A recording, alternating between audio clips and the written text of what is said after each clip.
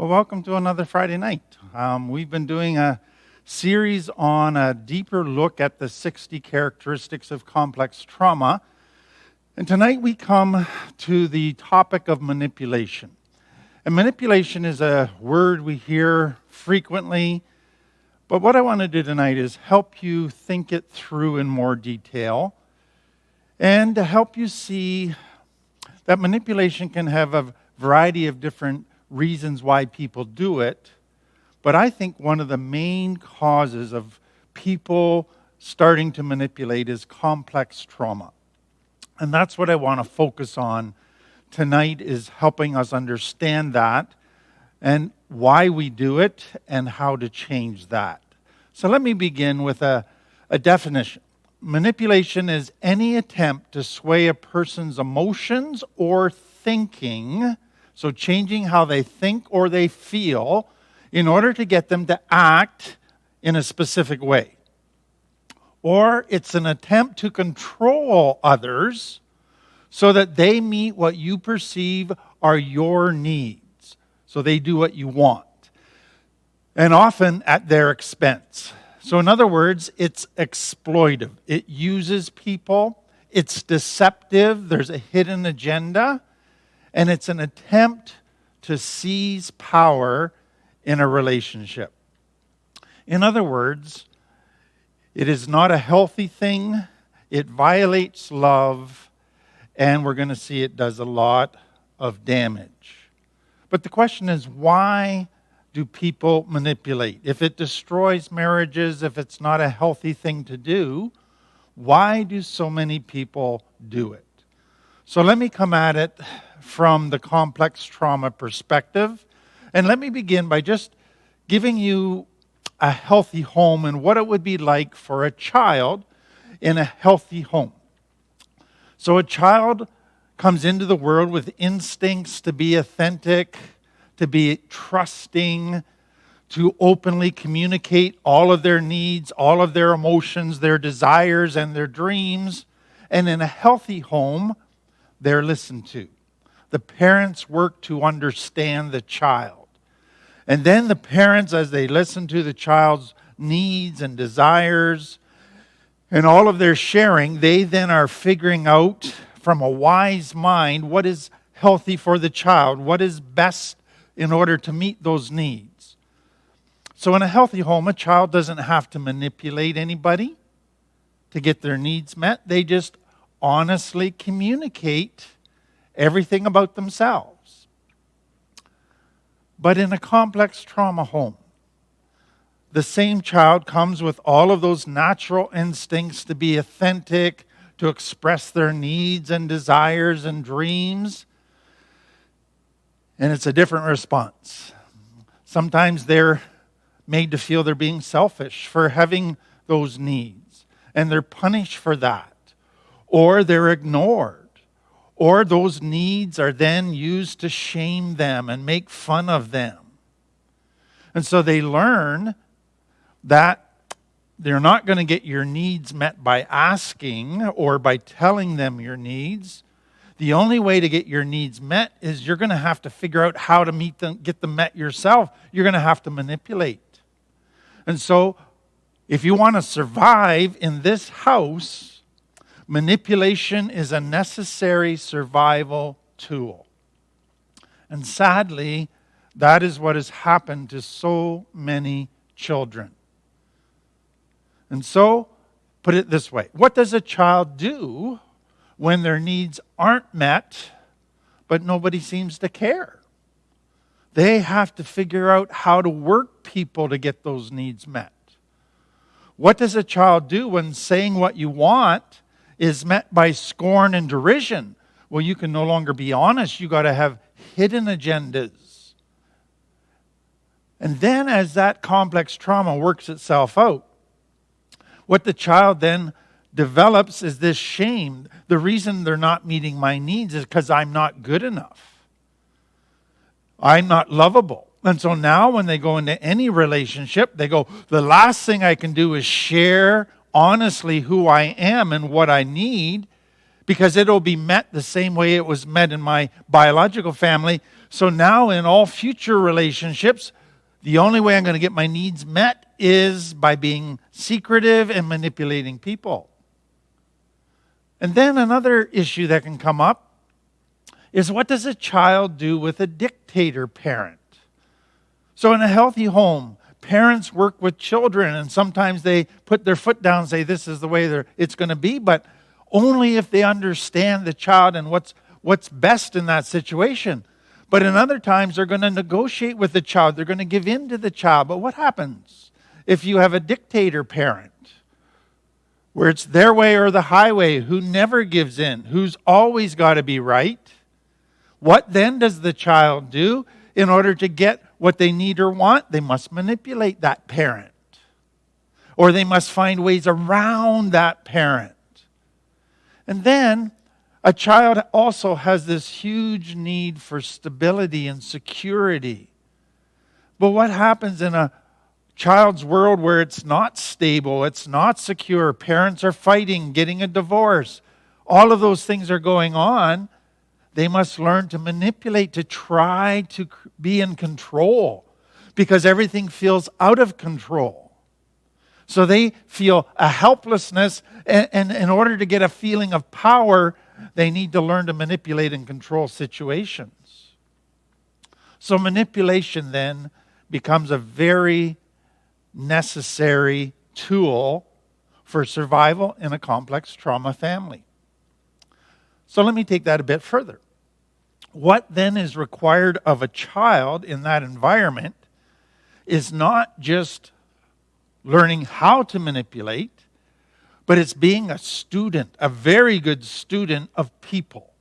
So now I must know dad's mood. I must know dad's weaknesses. I must know mom's mood and weaknesses. I must learn what I can use against them, what would be effective. And I need to learn their personalities and what they value if I am going to manipulate them effectively. And so I need to develop a good radar that detects the moods of everybody in the family all the time, so I know what to do. But then I need to find what manipulation tools work best for me. So if I am very pretty, or I can flirt well, or if I'm very responsible looking, or I'm very funny, maybe I can use those. So I got to try different techniques till I find out which one seems to be the most effective in getting what I want. And so a child is learning about themselves and their toolkit when it comes to manipulation, as well as learning about the subjects that they are going to be manipulating. Now let me add a couple things. For many children, they manipulate at a subconscious level. They're not even aware that they're doing it. They're just trying to survive. And so it's not something they're setting out to do from a very kind of evil, wicked place. The second thing is that what a child begins to develop over the years are different tools that can be used to manipulate, different tactics. So they're building a toolbox of manipulation tools.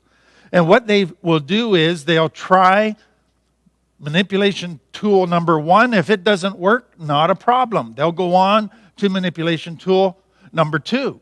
And if that doesn't work, not a problem. They got 3, 4, 5, 6.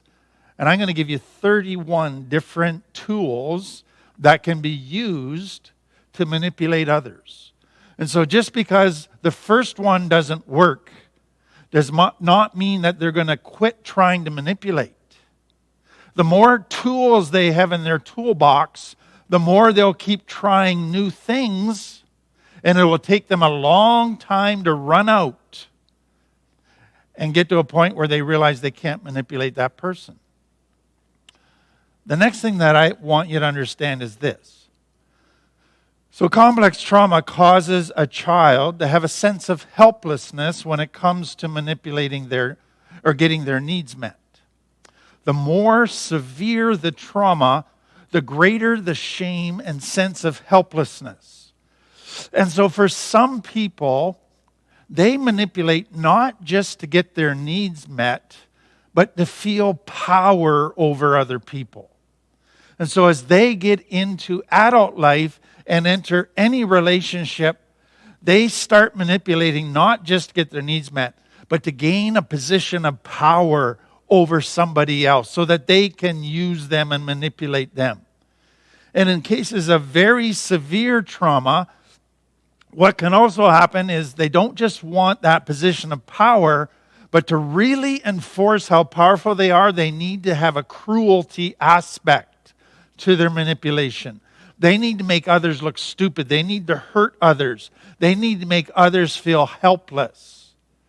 And it takes a very cruel direction.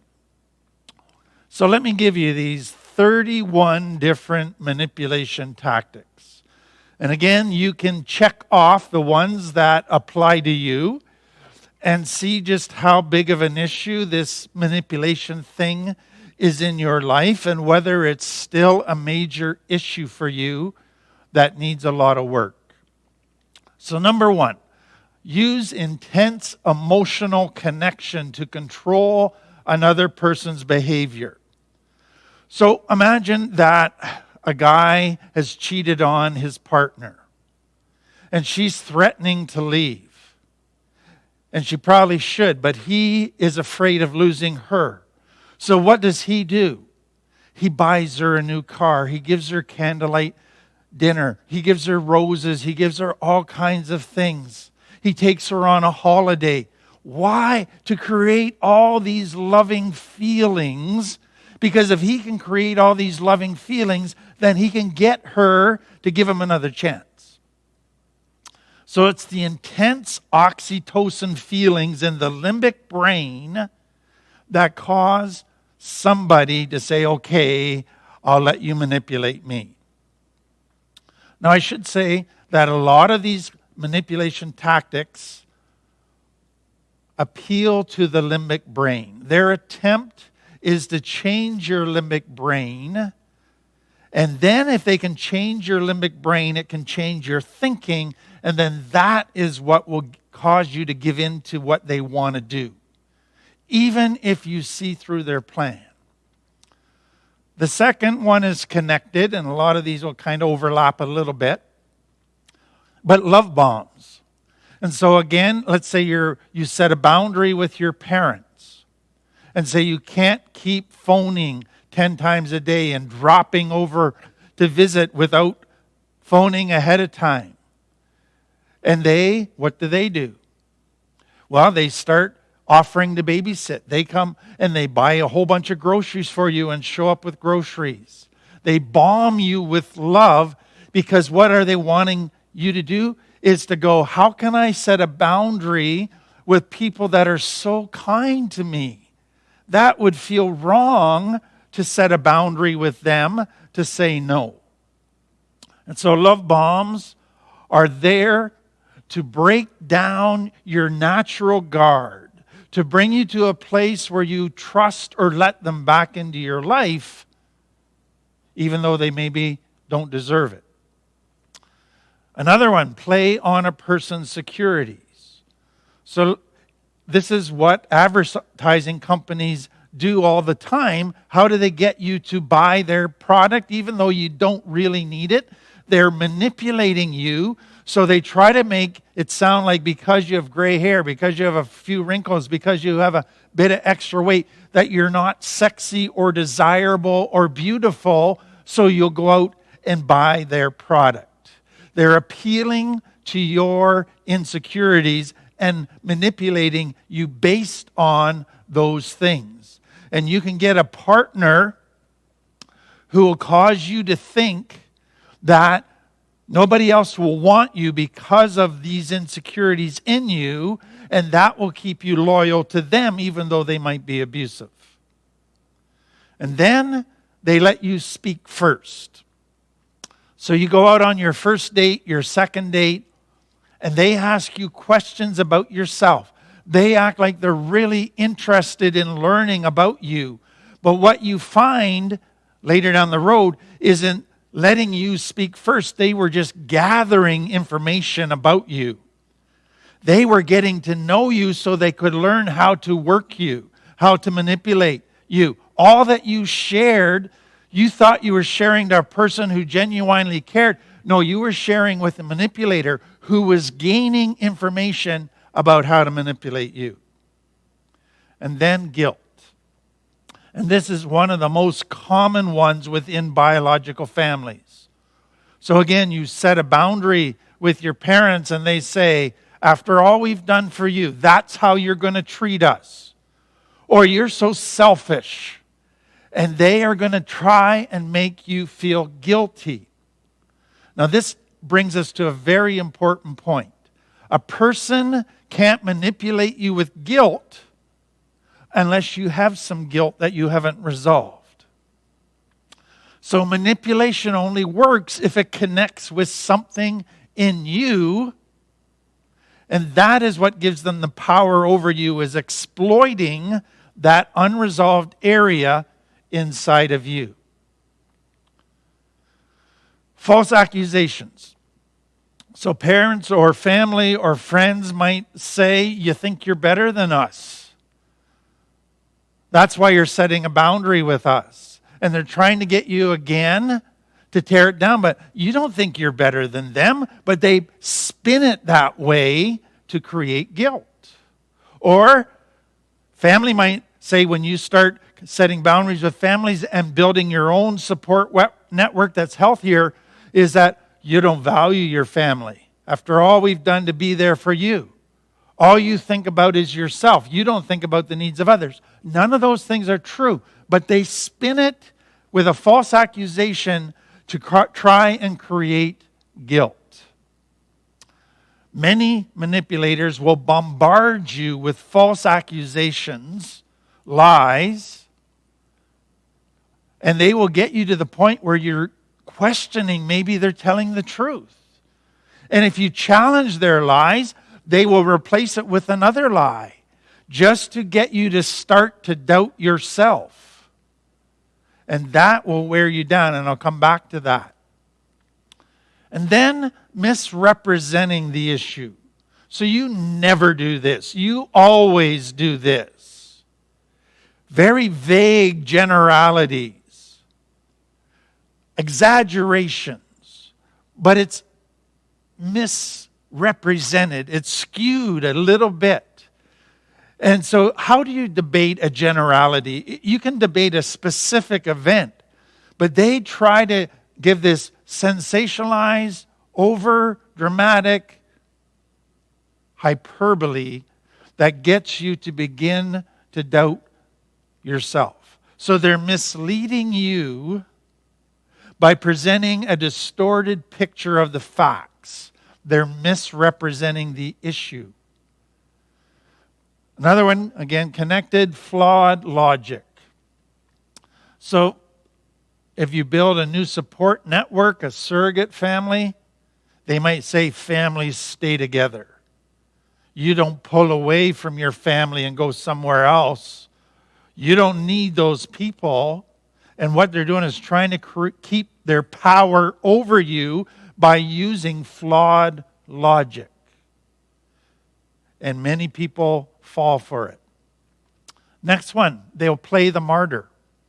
They'll attempt to get you to feel sorry for them. Oh, I can't eat or sleep because of the decisions you're making in your life. I'm worried sick about you. Now, that would be good if the person was making bad decisions. But if you're making good decisions to get healthy, which means setting boundaries, which means new activities, and they're using that by saying they can't sleep and they're sick, thinking about the decisions you're making, then they're trying to get you to feel sorry for them. And they're trying to create guilt in you. Then they study you. And so let's say they're looking for your insecurities and they find that you really like validation. That you seek validation in your relationship. So guess what they're going to do now? Every time they meet you or every time they want something, they're going to validate you. And it's going to just make your limbic brain get all warm and fuzzy, and then they can manipulate you. Or they might say, I'm not sure you love me. So here's how you can prove that you love me. If you love me, you'll do this for me. And so now they're manipulating you by getting you to think that that's how you prove your love to them. Then there's what you call foot in the door. And so what we mean by this is a person who asks you for something very small. You're heading downtown. That's where I'm heading to. Would you mind giving me a ride? That seems like a really small request, but it gets your foot in the door. And if they say yes to that, then as you're driving with them downtown, you might then say, you know what, I'm really strapped for cash. Could I borrow $20? So they got their foot in the door with a little request, which then gave them the courage to go for a bigger request. Then the flip of that is the door in the face. And that's where they come out and ask for something ludicrous. We should go on a $10,000 vacation. And you go, that's ridiculous. And then they go to a smaller thing and say, well, maybe we could just go for a night out and do what I want to do here by going for this night out. So you go, whew, okay, I'll give you that in light of not giving you this great big ludicrous thing. Fear is another very big one that people use. So threats of violence. So they might say, I'll hurt you, I'll hurt your loved ones. Or they might threaten to commit suicide if you don't do what they want. Or they might use anger and intimidation. And so children from complex trauma often are afraid of angry people. So when somebody starts getting really angry at them, their first mindset is, I'll give you whatever you want, just don't be angry. And so it works very effective on them. Some go to a passive-aggressive type of manipulation. And so they can just start pushing their partner's buttons. So they do things just to annoy their partner. Why? Because their partner isn't giving them what they want. So I'm going to annoy you. And if you say, why are you doing that? You go, what do you mean? I'm not doing anything. And you can deny that you're trying to hurt them or manipulate them. Or you can give them just the silent treatment. I'm not going to talk to you. Or you can withhold love. They're going to come wanting a hug, wanting to talk, and they hit a stone wall. You're not giving them anything. Or you might cry and pout and act very sad and mope all around the house. And they finally say, okay, I'll give you what you want. Just stop acting like that. Just love me, please. And it worked. Others use nagging effectively. I'll ask for something. If you say no, I'll ask again. If you say no, I'll ask and I'll ask and I'll ask and I'll ask till I wear you down and you finally give in. And many children learn to do that with tired parents. That if I ask long enough, they'll eventually give in. Some resort to begging. Please, please, I'll do whatever you want. Please just give it to me. Others set out to punish you.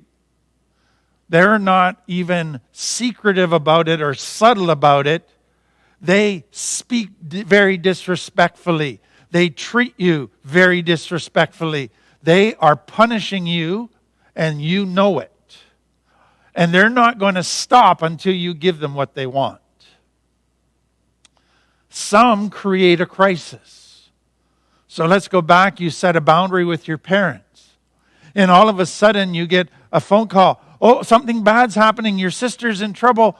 And they're trying to get you to rush to the situation, get involved again with the family the way you used to be.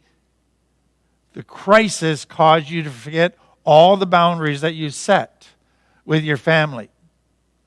Some propose a compromise. So let's say you say to a person you've been in a relationship with, okay, this relationship isn't working, it's over. And they come back and say, okay, but could we still be friends? Or could we still go out for coffee? And what they're hoping is if you agree to the compromise that we can still go out for coffee, that will just gradually lead back to being in a relationship again with them. Some use what we call triangulation. So let's say you set a boundary with mom, and all of a sudden you get a phone call from your dad or your sister or your aunt saying, why are you treating your mom so cruelly? So mom doesn't speak directly to you, she speaks through another party. And then some, they go out and they recruit support. So now you get all your aunts and uncles and grandparents and siblings coming and ganging up on you and saying, why are you treating mom so badly? Or mom might get her support by going to Google and finding on the internet all kinds of documents that say you should give in to your mother because that's what love is. And they get their support from the internet. And I think, you can get the internet to basically, you can find something that supports almost any idea if you look long enough. Some use shame. You should be ashamed of yourself. I'm going to treat you as inferior. I'm going to treat you as not valuable. And that feeling of not being good enough drives some people to do whatever they want to get rid of that. Some, when they get in a relationship, they start a system. They start an environment of regular criticism. I don't like this. I don't like that. You're not being a good partner. You're not meeting my needs. And criticize until the person says, I'll do whatever you want. Just stop criticizing me. And then disrespect. So you, in a relationship, are very respectful until you don't get what you want. And then all of a sudden you resort to fighting dirty, to hurting the other person with words by saying words you would never say to anybody else, just to crush them, to break them. Some try bargaining. And they say, you know what? If you'll do this for me, then I'll do this for you. Now, the trick usually is if you do this for them, they're not going to do this for you. They're just making a false promise that they're going to do this for you just to get you to do that for them. And then some try to put you in their debt. So they cover for you. They lie for you. They do extra sacrifices for you, so now you owe them. And so when they need you to lie for them or do what they want, they hold that over your head. Some goes further and they use blackmail. They know secrets about you that you are protecting, and if those secrets came out, it could destroy your career or your marriage. And so now every time they want you to do something, they hold that secret over your head and blackmail you. Now there's another type of manipulation that is very gradual. And so you don't see it right away. It takes time to get to the point you can manipulate effectively. And that is that you gradually wear a person down. You mistreat them, disrespect them, shame them, make them criticize them, make them feel not good enough. Over and over and over. And their shame deepens. Their self-esteem gets lower. They feel worse about themselves. They feel like a failure. They feel like they can't do anything right. And as you wear them down, they eventually are afraid to make decisions and just let you make decisions. Another form of that is what we call gaslighting.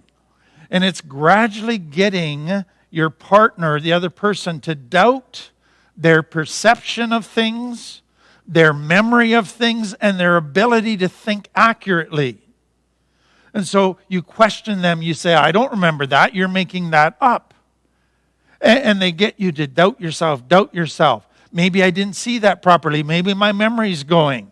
Maybe I don't think clearly. Until you get to the point where you totally doubt yourself And at that point, you give all of your power to that other person and let them control you. 31 different types of manipulation. How did you do? What are the consequences? Because you say, okay, what's the big deal? I manipulate. Do you realize that if you're a manipulator, that people will gradually lose respect for you and stop trusting you, because you can't trust a manipulator who has hidden agendas and you don't respect them. As a result of that, that makes you an unsafe person. People do not trust you and feel safe around you. That then prevents healthy relationships with people. You can't have a healthy relationship where there's not authenticity, honesty, where there's using people, where there's devious types of behavior.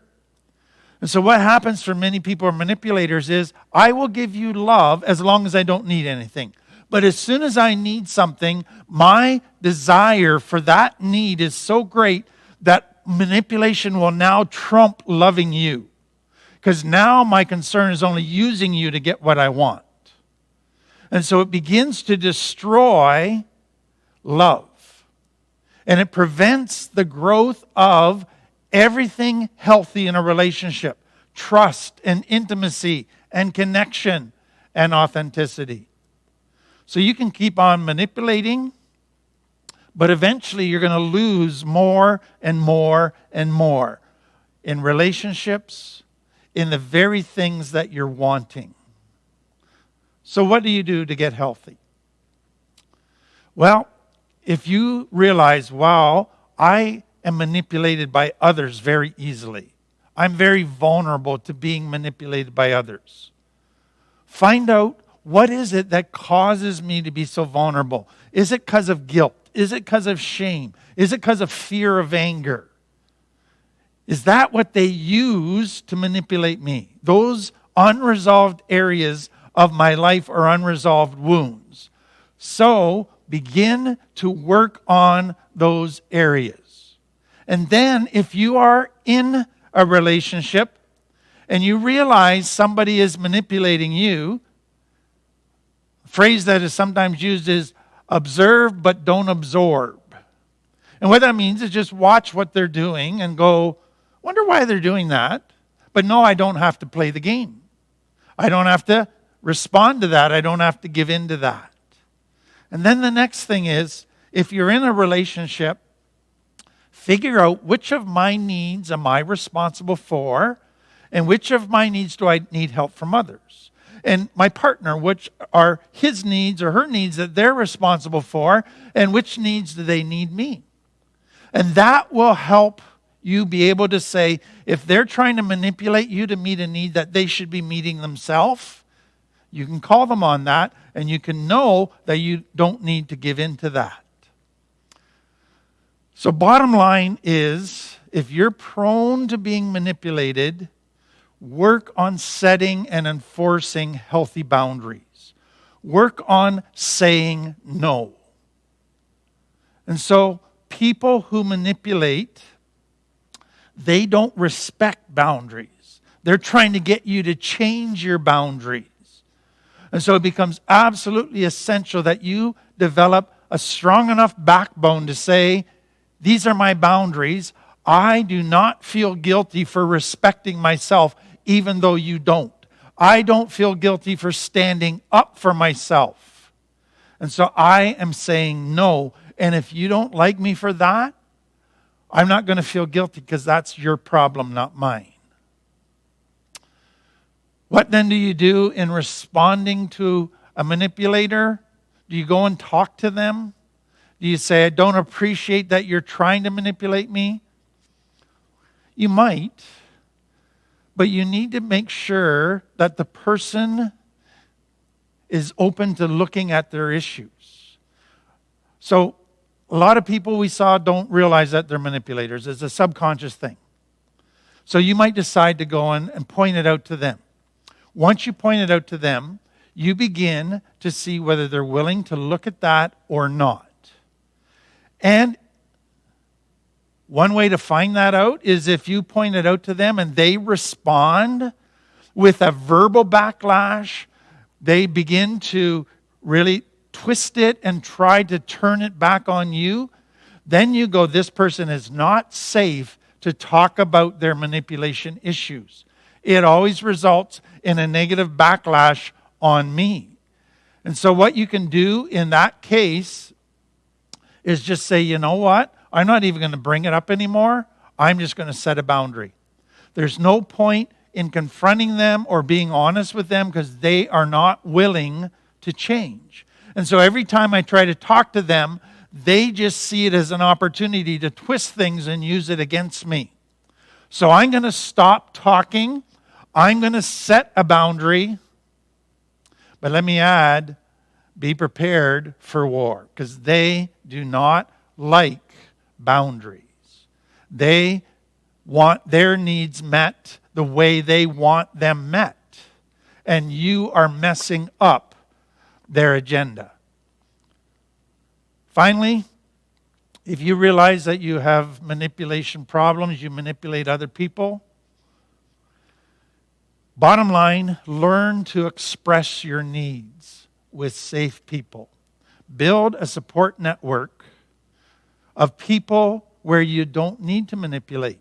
You can be authentic. You can connect. You can trust. You can share what you need. You can share your dreams and desires.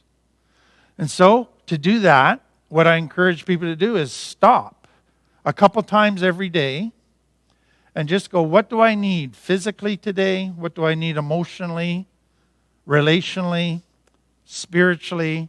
And just get an assessment of your needs. And some people use a list of the 12 needs that we've laid out that people have to do an inventory a couple times a day. And then if you realize, oh, I've got an emotional need here or a physical need here, then go, okay, if I can't meet this myself, but I need help from others, then I need to be able to go and honestly talk to somebody about it. Now, understand that the moment you agree with yourself to go and talk to somebody, fear is going to rise. Because it's going to say, what happens if they say no? What happens if they think I'm a terrible person? What happens if they think I'm selfish or a burden? All of those things are going to go up. So you're going to have to walk through that fear and say, no, I have to stop manipulating. I need open, honest, safe relationships. So I will tell somebody my needs. But then you have to be prepared that they might say no. And so when you go and ask, you kind of have to turn it over and let it go and say, I'm not going to try to control them if they say no. I'm not going to try to manipulate them. If they say no, I must accept their boundary. It doesn't mean I'm bad. It doesn't mean I've done anything wrong. It doesn't mean they don't like me. It probably just means they're not able to meet that need right now, and so I can go talk to somebody else. But that is scary. But after you do that a few times, you'll begin to find that, wow, nobody shamed me. Nobody judged me harshly. They actually were there for me, and it'll help you to grow. And then if you find yourself slipping back into manipulation, and for many that's kind of a default setting, catch yourself. Stop. And once you realize I'm sliding in manipulation, ask why. What subconscious need is motivating me to do that? What's going on here? And once you figure out what need you're trying to meet, then go, okay, what would be a healthy way to meet that need? Well, I hope that helps you. And I hope you see that manipulation destroys everything. Honest authenticity with safe people is absolutely necessary. That's the end of part 1. I'm going to take a short break, come back for part 2, which is a Christian part. If you're not interested in that, not a problem. Thank you for having been with us for the first part, and everybody else will be back in a minute.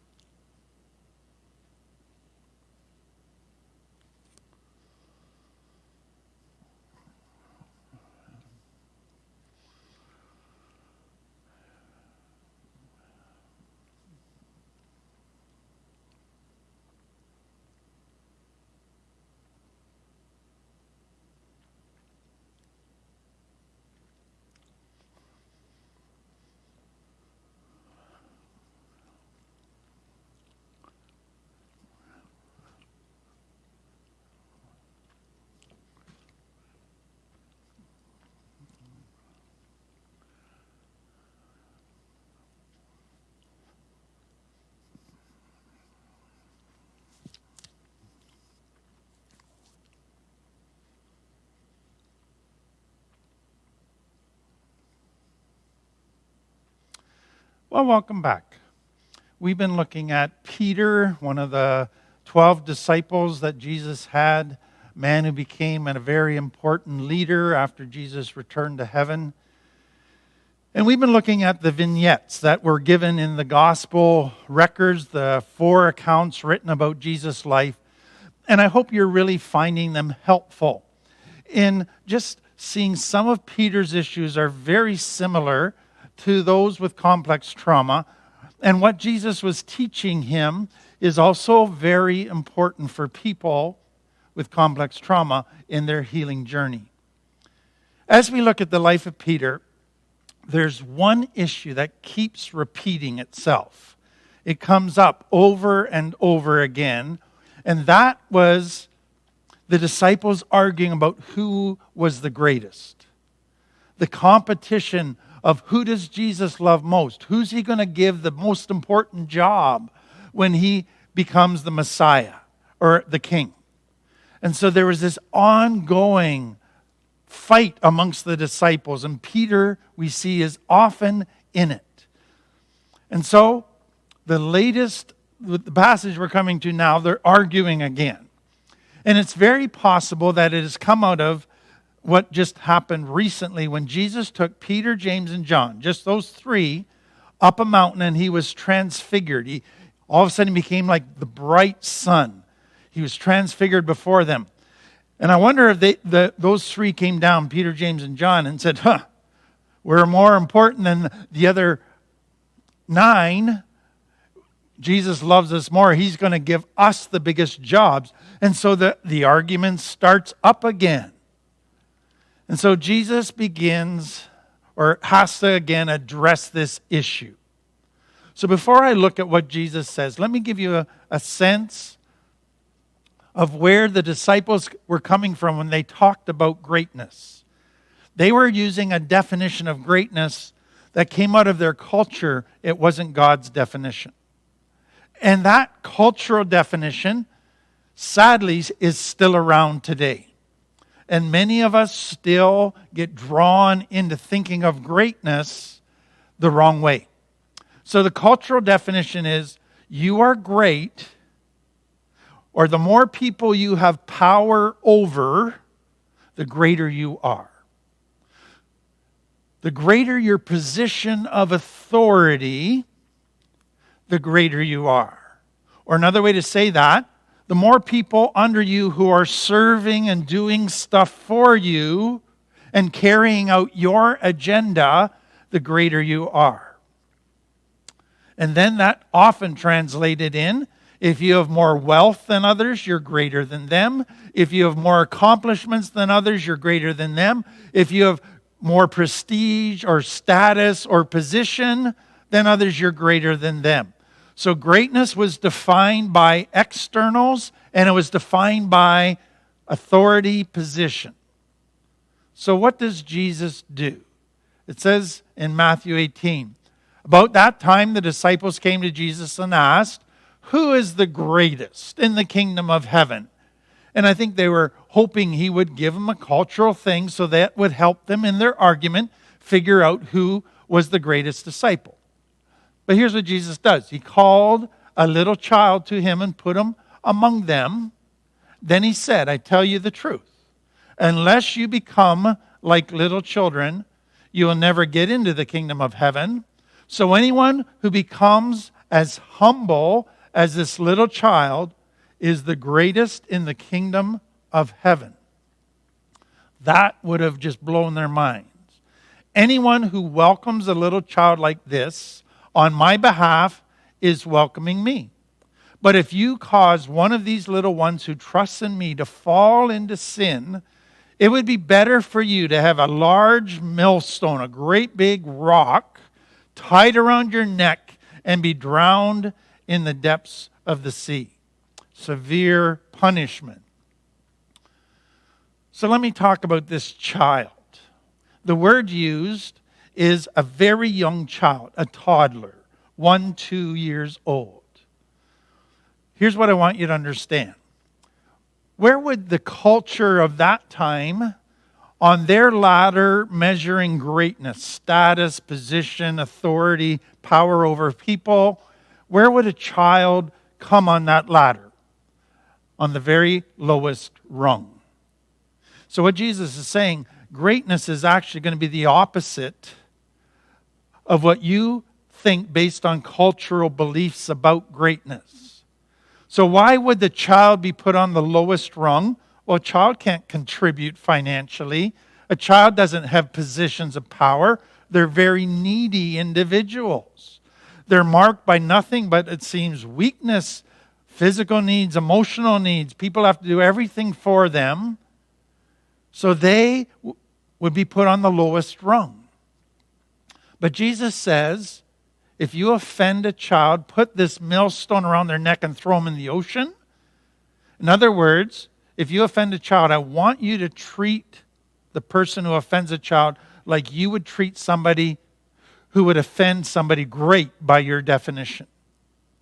Because this child is the epitome of greatness. Now, what is going on here? What is Jesus saying? So Jesus is identifying the flaws of the cultural definition of greatness. It is based on position rather than character. It requires that there be superiority. You got to be better than other people, superior to other people, which requires having people inferior to you. It requires not having weaknesses. You can't display weakness. You can't display sadness. You can't display vulnerability. So you can't be authentic. So what culture has done in creating strong leaders is saying to be a strong leader, you have to give up the most precious parts of being human. Vulnerability, emotions, trust, authenticity.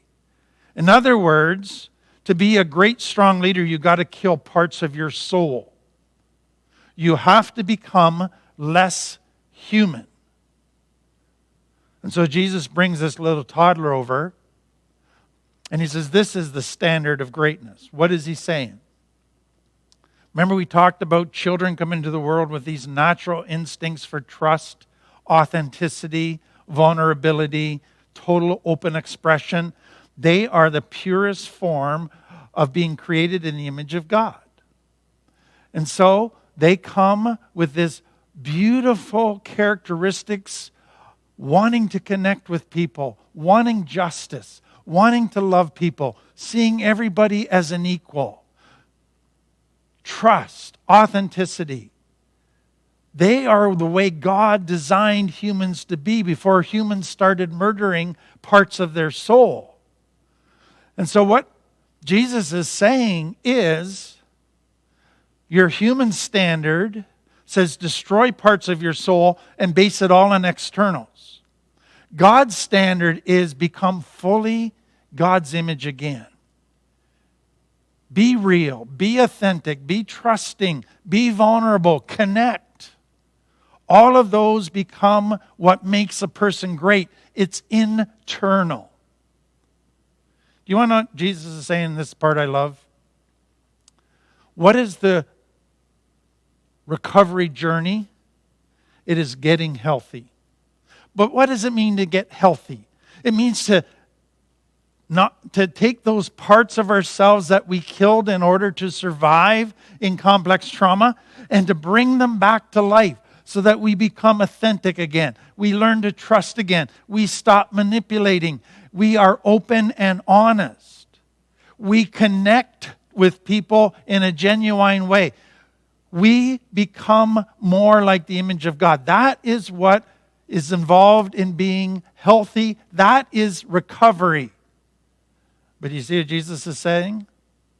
You're heading to greatness. By becoming like a child, you're becoming great. Because you're becoming the way you were designed to be. You're becoming healthier. What a beautiful lesson Jesus is giving Peter. He is saying, Peter, you are living in a culture where in the attempt to be great, people have actually become less. And what I'm asking you to do is do what looks like becoming less by becoming like a child, but it's actually going to be becoming healthy and great and the most like God on the inside. What a beautiful lesson for Peter. Now let me take that further. A child, yes, they're weak and vulnerable, but they have a strong parent that they can trust. And so what Jesus is saying, Peter, the reason you can become like a child and become truly great is because you have me. You have me to trust. I will not let you down. Now there's one final thing that Jesus says to Peter and the disciples in Matthew 20, and it's all about greatness again. So Jesus called the disciples together, and he said, you know that the rulers of this world lord it over their people, and officials and flaunt their authority over those under them. But among you it will be different. Whoever wants to be a leader among you must be a servant. Whoever wants to be first among you must be your slave. For even the Son of Man, the greatest person in the universe, came not to be served, but to serve others and to give his life a ransom for many. What is God's design in giving people positions of authority? Is it so that they're better than everybody else, so that they can give lots of orders and become these selfish people with everybody serving them? No, the reason he gives authority is so we are in a greater position to serve the people under our care. That's what parenting is about. That's what leadership is to be about. So true greatness is servanthood by God's definition. I hope that just helps you and warms your heart and helps you again realize that you're on the right track in your growth. Let's pray. Father, what a beautiful lesson. The last person people would have thought you would have turned to illustrate greatness would have been to a child. But as we understand what you were communicating, we just see it's a beautiful understanding of what getting healthy, what becoming great is all about. So I just pray you would encourage us, teach us, and help us. Amen. Well, thank you so much again for being part of this Friday night. I look forward to seeing you again next Friday. Have a